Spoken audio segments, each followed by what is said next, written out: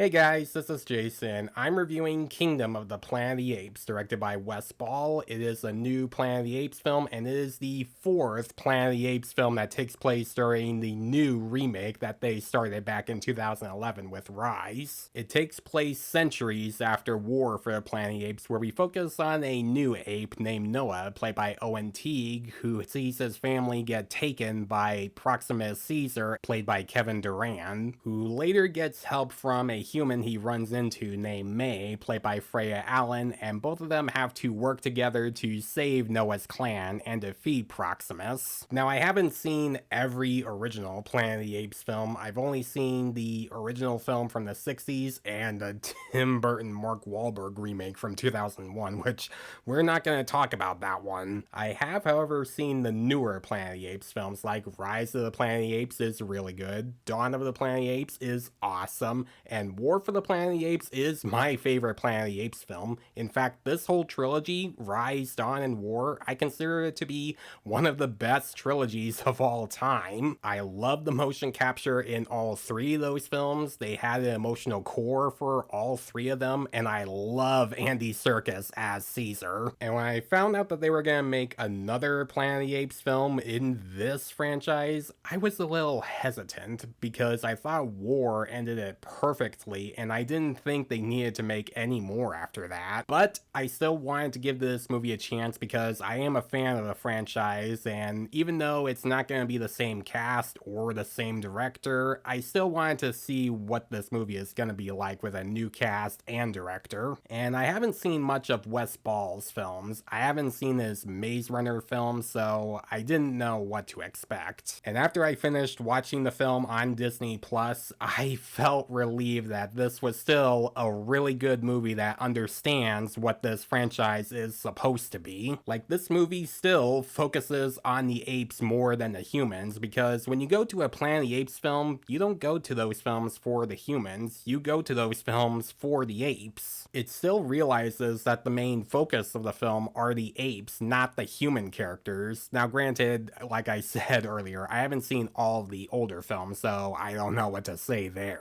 Humans and apes having a hard time learning to coexist with each other, and the apes would do sign language sometimes, even though in this film they do talk more. And since they do talk more in this film, unlike in the last three films where they only said a few lines and for the most part use sign language and their facial expressions, that shows that a lot of the apes in this film have already evolved in the past generation since War for the Planet of the Apes. Another thing this movie got right are the visual motion capture work on the apes. It still looks phenomenal. Just like in the last three films, it does not look fake. Like with their hair, the sweat, and the pores, and the facial expressions on their faces still really work. And that's what I loved about the last three films, where you just see their facial expressions, where they make expressions where you get to understand what they're saying just from the reactions on their faces, and that really sold in all three of those films,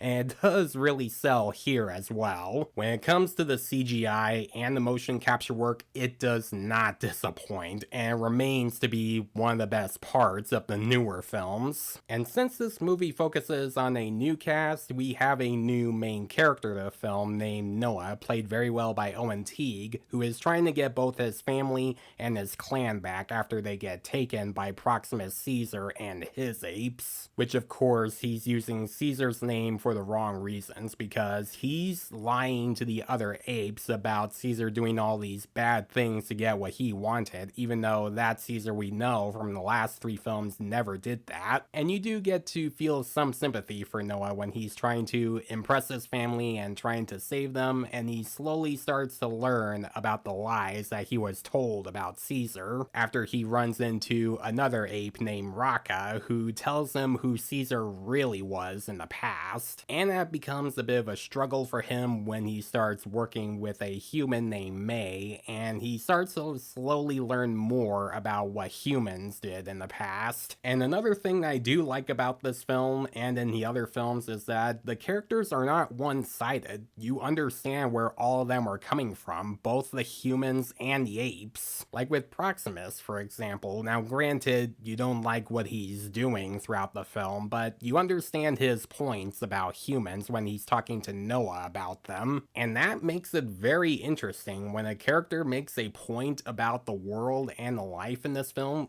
It's a good point. Now, is this film as good as the last three Planet of the Apes films? Not quite, but it is pretty close. But the reason I say that is because it has the apes talking more, which was, of course, bound to happen with these films, and I am fine with that. It's just that I prefer the apes not talking a whole lot and just either using sign language or their facial expressions. But that's just me. That's just how I feel about these films, and I am happy to say that this film still understands what people want out of these films. It doesn't play it safe. It doesn't like Disney-ify the whole franchise, which Disney owns Fox now, which I'm sure you guys already know. It still knows that the main focus of the film are the apes. It still has incredible motion capture and CGI, and it has characters where you understand where they're coming from. If you love the newer Planet of the Apes films like I do, and you loved Andy Serkis as Caesar, you might have a really good time with this film, and you might actually love it just as much as the last three films, even though I just said that it's not quite as good, but it is pretty close. I'm gonna give Kingdom of the Planet of the Apes an A-.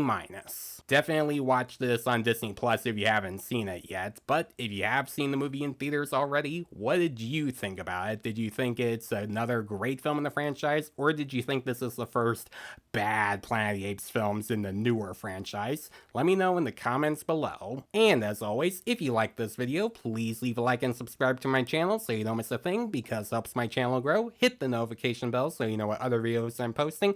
Follow me on Facebook and Instagram. Thanks for watching, guys, and I'll see you in the next one.